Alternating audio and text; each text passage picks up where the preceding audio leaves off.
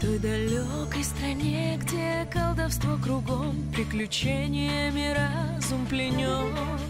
Там султан Карим был заколдован, в зверя превращен, из города изгнан вон.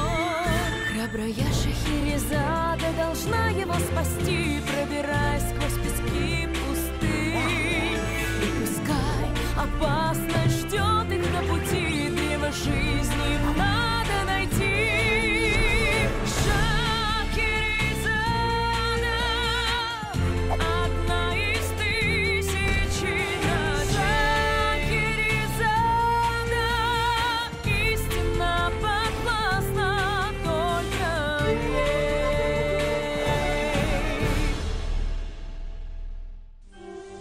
ما درخت حیات را در بلندی خرسنگ عظیم پیدا کردیم، اما دنیازاده توانست که ما را تعقیب کرده پیدا کند. پریبانو توانست که او را از ما دور کند، اما درخت تنها یک رویا بود. خوشبختانه پریبانو خریطه را داد که به ما مدد کرده می تواند و نهایت ما به قطعه برگشتیم.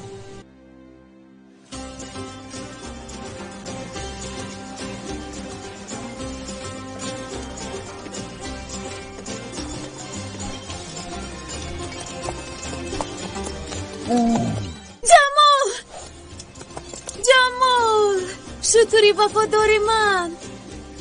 مرجانه عزیزی وفاداری. مرجانه خب درختی حیات را یافته؟ خب من روشنی اندازم و یا کی؟ در واقع نه مرجانه، اما ما چیزی مهمی را به دست آوردیم. بله، جادوگر جزیره وق به ما این خریطه را داد و ما را به سوی افریت راهنمایی میکند. نهایت او میگوید که درخت حیات در کجا است.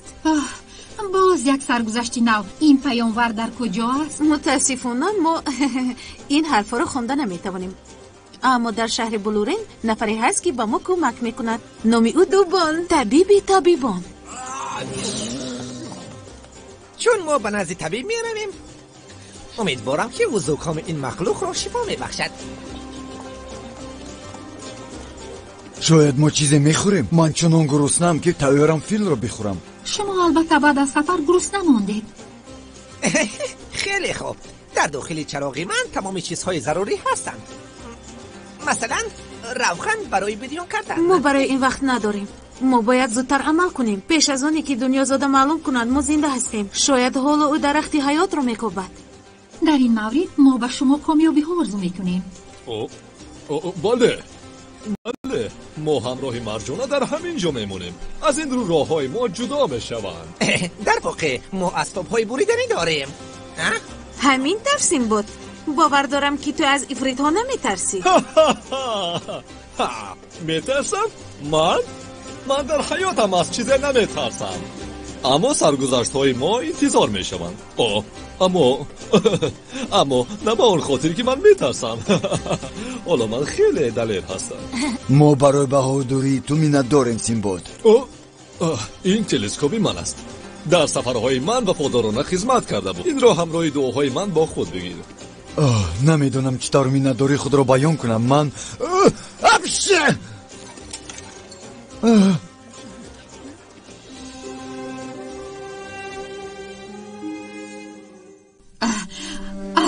اکنون این مسخره بازانی بدبخت از راه من دور شدن و میتوانم دقت خود را به جستجوی درخت روانه کنم. درخت؟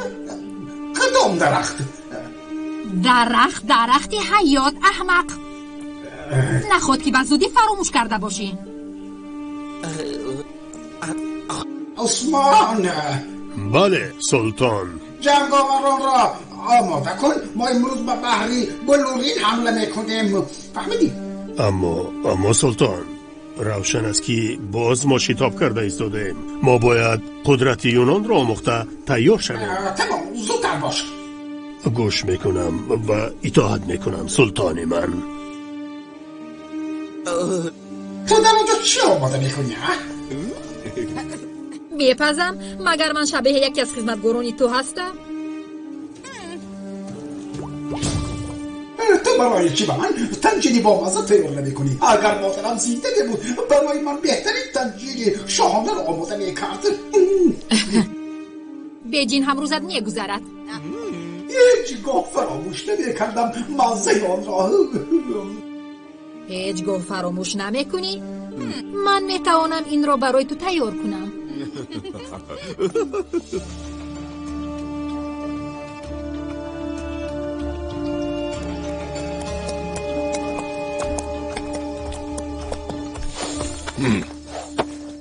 من باید باز این چیز را به سر خود کشم. نمیدونم، اما اگر ما باز به نزد دوبان رویم ما باید خود را آشکار نکنیم. برای سر ما آنها موز اعلان کردند. خب با خسر برگشته درباره چیزی شنیده همون خبر میدی. اویسته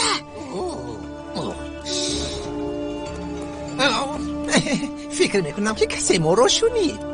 شما در جای خود ایستید. کی رو میبینم؟ سلطان خیلی خوشحال خواهد شد. نه، خواهش میکنم. دریا داره، در قصر گفته بودیم که کریم بر میگردد. این همان است. این دیو صورت سلطانی حقیقی میباشد. دروغ است. تو مرا کی گمان کرده ای؟ باور کنید به من، به چشمانش نگرید، صدایش را گوش کنید. پس سخن کن جانور. اگر تو در حقیقت به دولت وفادار باشی تو کاری درست میکنیم. عثمان، نه، این باز یکی از حیله های تو میباشد.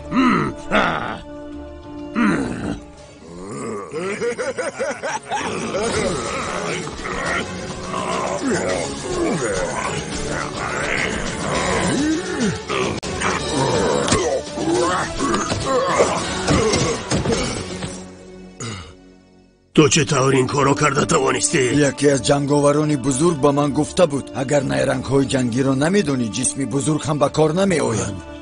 من با تمامی سربازان خود این را می آموزانم. تو این را در کجا شنیده بودی؟ تو حالا هم درک نکرده ای؟ من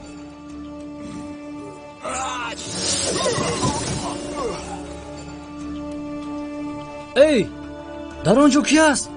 اوه، میگریزیم.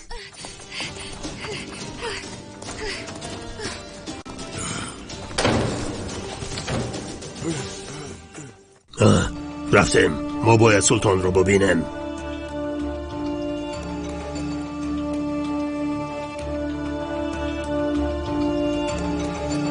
شما حس کردید؟ عثمان دودیله بود. فکر میکنم وای مرا حس کرد. جواب دادن مشکل است، اما فکر میکنم که تو عادلانه او را پیروز شدی. بله، حاضر من این را از نظر میگذارونم. اوه، ما رو ببخشید طبیب دوبان. بله من اون را خوانده میتوانم. به حروفهای قدیمی مانند است که من بار دوچار شده بودم. در اینجا چی گفته شده است؟ پیام آور افریت که از خاکستر و آتش تولد شده است از بیابان المرس برمیخیزد تا معمای درخت حیات را حل کند. من در اونجا بودم. جای خیلی زیبا است. خیلی رگ‌های زیاد دارد. پس از پیدا کردن این مکان مقدس شما باید رگ‌ها را آتش زنید. فقط در این صورت او سیر را به انتخاب شدگان فاش میکند. بله، من همش رو فهمیدم. بله، اما من چیزی را نفهمیدم. چطور میتوانیم بیابان را آتش زنیم؟ با این ممکن است. این چوبی سحرناک نباشد. در این منطقه ها کم دسترس است. تنها یک بار استفاده برده می شود.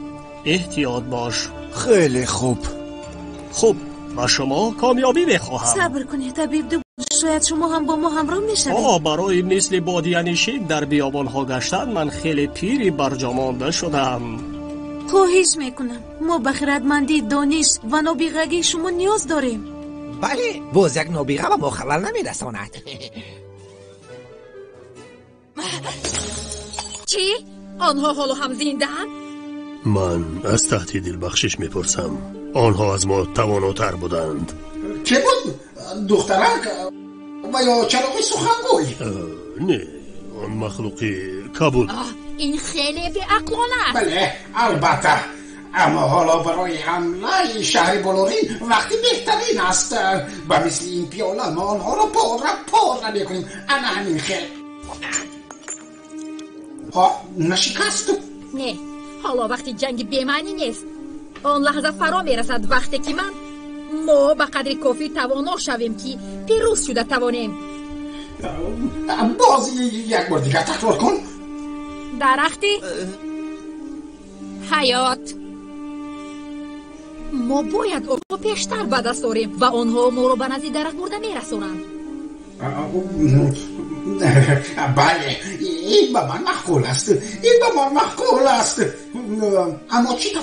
آنها شاید به نزدیک آن طبیب شیطان دوبان رفتند. ما جنها را میفرستیم. درباره تمامی حرکت‌های آنها به ما خبر داده می‌ایستند. این دلگیر کننده است. من جنگ زیبا را میخواهم و باز من چیزی خوردن میخواستم. جنگی بی‌معنی خود را فراموش کن. جنگ برای کوتاه اندیشون و بی‌عقلان میباشد و ما غلبه بی‌صدا لازم است. فراموش کن. ما درباره چی گپ می‌زدیم؟ عثمان، یگان خبر نو هست؟ سربازان عثمان در همین جا بوده میتوانند. ما باید با دقت و آرام روان باشیم. باوری دارید که زکام مرا علاج کرده نمیتوانید؟ این وظیفه حتی برای متخصصان بزرگ صنعت طب بود. جای گرم با شهد مدد میکند.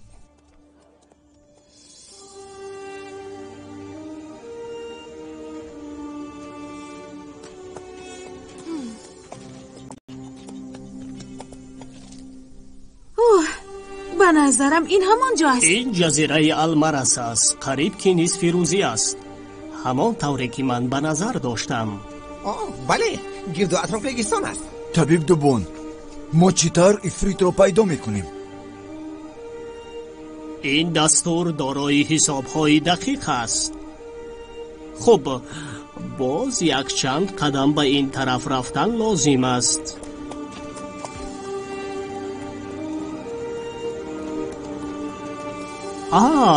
این جای دقیق است.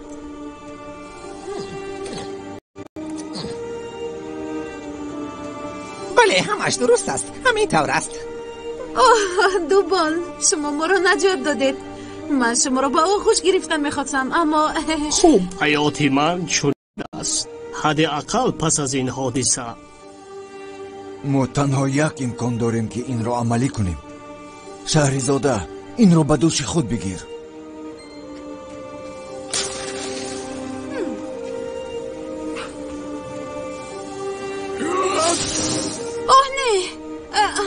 ایستا، صبر کن.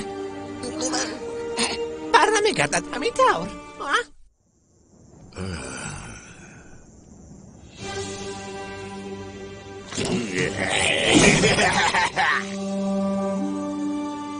آنها مکان پیام‌آور افریت را به دست آوردند، اما آتش سر داده نتوانستند تا اینکه افریت به بیرون برآید. مخلوق کبوتی عظیم عطسه زد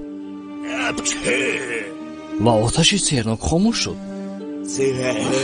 ابله‌ها، مجبورم که این کار را خودم کنم.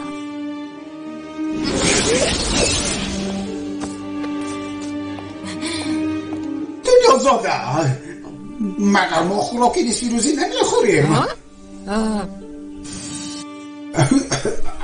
ما البته خوراک خوردیم. آن خوراکی دوست داشته تو بود. بله، خیلی بلذت بود. احتمال من باز یک بار دیگر میخورم. شاید این فکر را ترک میکنیم. به آسانی تن دادن لازم نیست.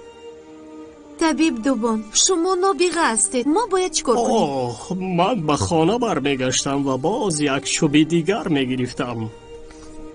صبر کنید خلیل، تو گفته بودی که روغن داری. البته دارم. در درون چراغ است. این فکری خوب است شهرزاده. равған агар зиёд гарм шавад аланга мегирад. ما در زیر چنین آفتاب حتی من هم علنگه گرفته میتوانم. چطور؟ کلاه آفتابی خود را در خانه فراموش کردم. هی من بازی میکنم. با استفاده از این لنزه ها این تلسکوپ ما نور آفتاب رو بر افغان روان میکنیم. اوه عالی. در حقیقت فکر الهام بخش است. من در این باره حتی فکر نکرده بودم. کریم به خلیل مدد رسان تا این که روغن رو در اینجا ریزد.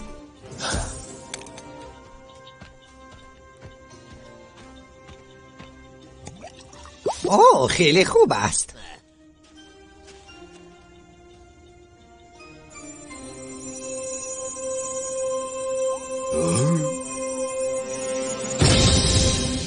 با عمل اومد.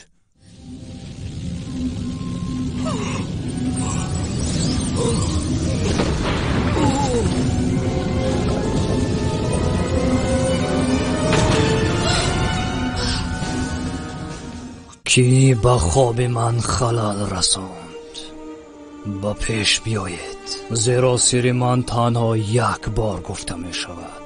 پس بگذار انتخاب شدگان دستی هم دیگر را گرفته با من نزدیک شوند. یعنی انتخاب شدگان 2 نفر هستند؟ اون ما هستیم. ما همینجا هستیم. با من 2 نفر این شدگان لازم هستند. انتخاب شدن نمیتواند دیو صورتی باشد که به بدبختی گرفتار شده است. من غیب نزنید. پس انتخاب شده دیگر کی است؟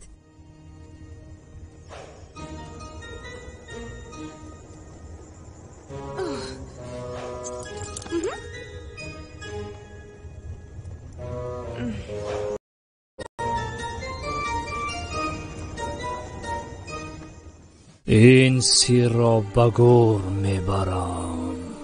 نه صبر کنید. باز که بوده میتواند. نمیفهمم در پایان وای چی چیزی خوب داشته میتواند. خلیل خاموش باش. التماس صبر کنید. نهایت انتخاب شده دومین پیدا شد. چی؟ دنیا زاده؟ وای انتخاب شده دوم است؟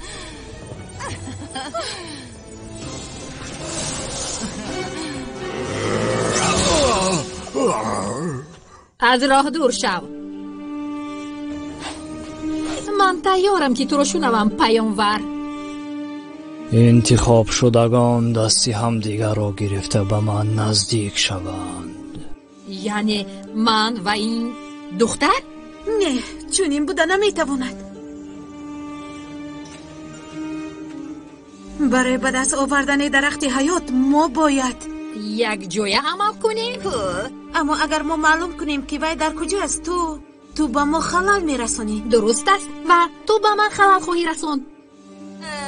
گرچنده که من به تو دست رسوندن رو بد میبینم. دستی خود رو بیده. کنی؟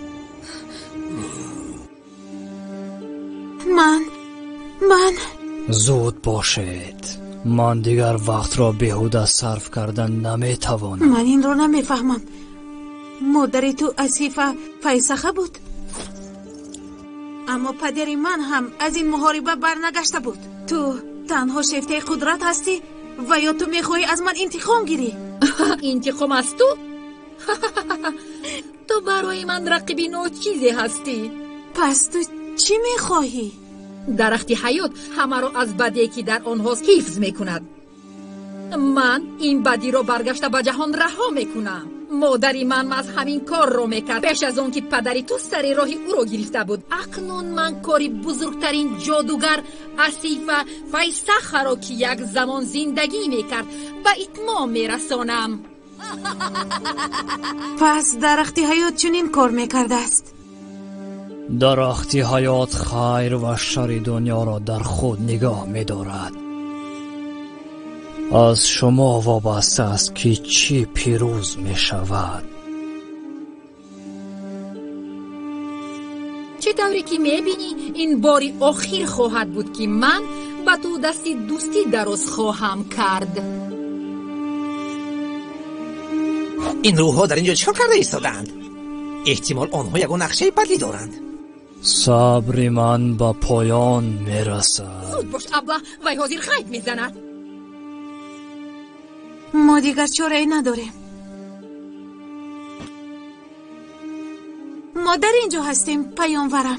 این سخنان مقدس را در خاطر نگاه دارید، زیرا سری درخت حیات تنها یک بار گفته می شود.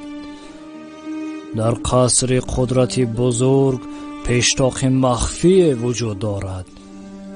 آن را کلید طلایی می کشاید که قدرت جاویدانه را در خود دارد. با ما لازم است که کمی امکانات ها را به کار بریم.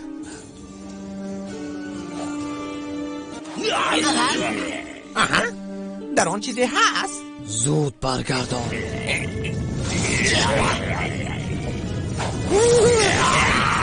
بده.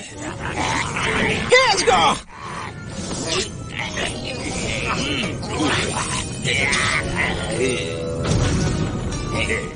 ای، چرا ما جنجال میکنه؟ من نمیدونم. بله، چرا با من این خلطه عجیب لازم است؟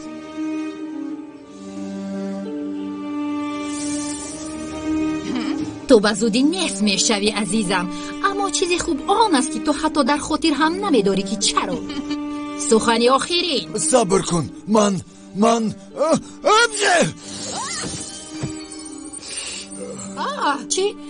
چی واقع شد؟ من هم دانستن میخواستم. چی؟ پیامبر؟ من در نزد پیامبر بودم. وی چی گفته بود؟ تو با من چی کار کردی؟ نمیدانم. تو این کارو کردی. تو جسور هستی. تو ما رو از این حالت نجات دادی. من چی کار کرده بودم؟ چرا ما گریخته ایستاده ایم؟ بعدتر میفهمونم.